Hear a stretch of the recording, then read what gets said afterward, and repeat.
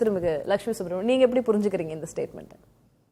தமிழ்நாட்டில் இருபெரும் திராவிட கட்சிகளுக்கும் ஒரு கடந்த 20-25 ஆண்டுகளாகவே ஒரு 6-7 தேர்தல்களாக 2 திராவிட கட்சிகளுக்குமே கூட்டணி தேவை. அதாவது இந்த சிறிய கட்சிகள் அவங்களோட இருக்கணும் அப்படின்ற கட்டாயம் இருக்கிறது. இது எலெக்ஷன் அரித்மெட்டிக் தான்.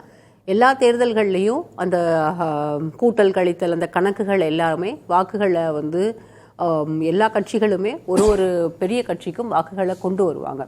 அது நெகட்டிவாக எந்த கட்டத்திலையும் மாறுறது கிடையாது. ஆனால் இந்த நிலை கம்ப்ளீட்டாக எப்போ மாற ஆரம்பிக்குதுன்னா 2016 மக்கள் நல கூட்டணி வந்த பிறகு அந்த மக்கள் நல கூட்டணியினுடைய பாதிப்பு அது ஒரு பெரிய ஸ்பாயிலராக இருந்து டிஎம்கேவோட ப்ராஸ்பெக்ட்ஸை ஸ்பாயில் பண்ணியிருந்தோம் அந்த எலெக்ஷனில்.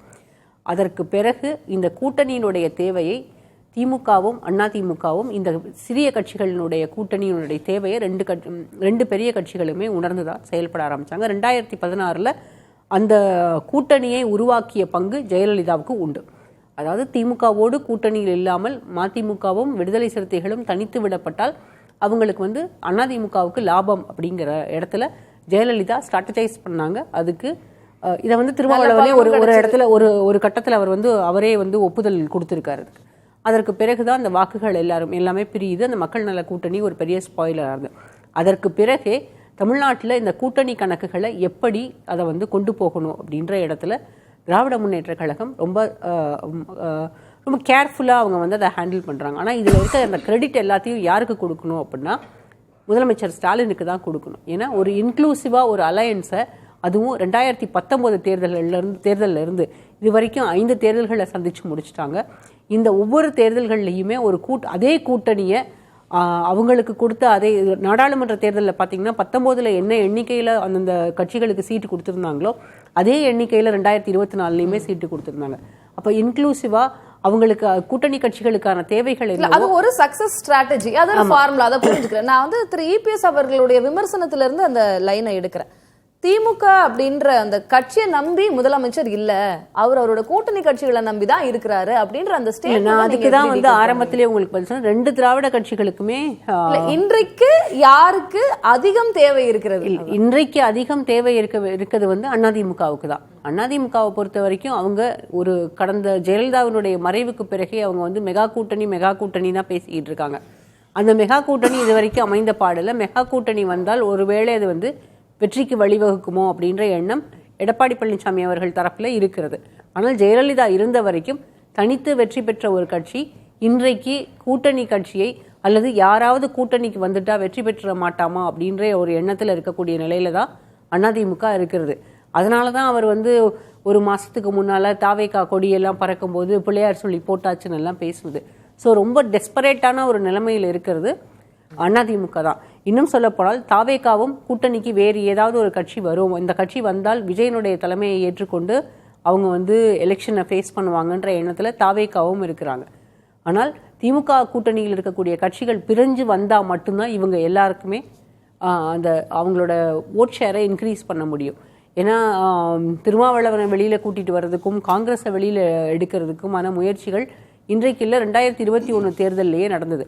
2021 தேர்தலுக்கு பிறகு அடுத்து 2024 தேர்தலில் திருமா எப்படியும் வெளியில் வந்துடுவார், உள்ளுக்கு நிறைய சிக்கல் இருக்கிறது, அவருக்கு அவர் கேட்ட தொகுதி கொடுக்க போகிறதில்ல, அவருக்கு திமுக சின்னத்திலேயே போட்டியிட சொல்ல போகிறாங்க, இது மாதிரியான பேச்சுக்கள் எல்லாம் இருந்தது.